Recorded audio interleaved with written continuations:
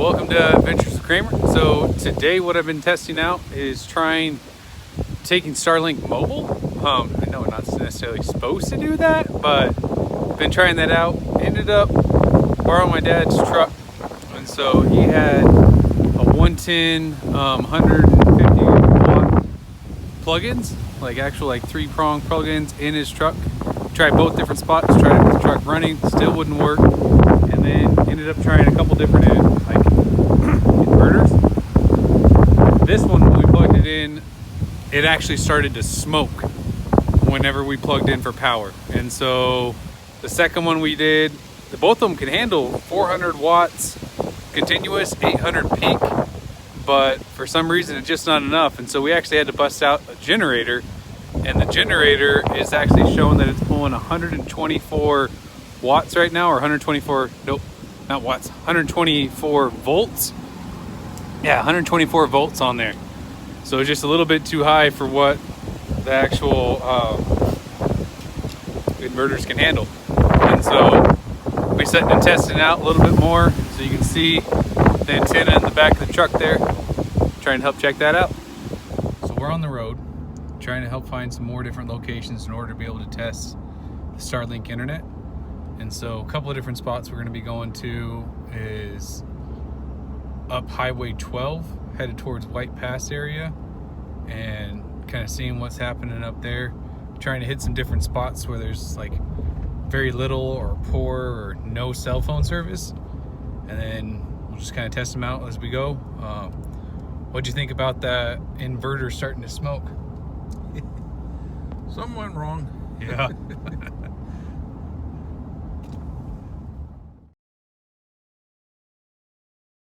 Okay, we're here up at the elk feeding station now. Nice, good view of the northern sky. See how things go. Okay, so just finishing getting everything set up, but I do have on my phone 3G. It's only I say a third of the bars, or 2 out of the 5 bars that are actually available right now. And so we'll be testing here on the speeds in just a moment. Okay, so we had it working, and it was pulling upwards of 70 to 80 megabits per second. And then we thought that the generator being right there next to it was messing it up. And for some reason now it is not wanting to reconnect. It's saying there's no satellites.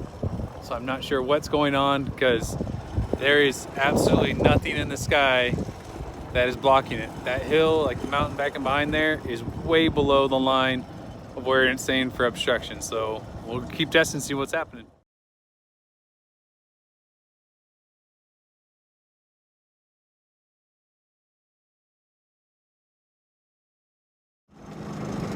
Okay, so we're up highway or State Route 410, and we end up having we're up at Gold Creek.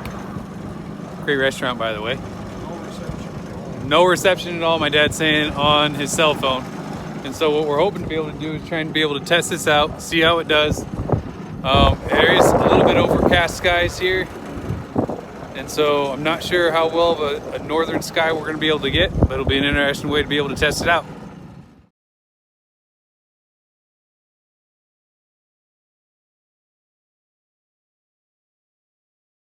Okay, so we tried up here.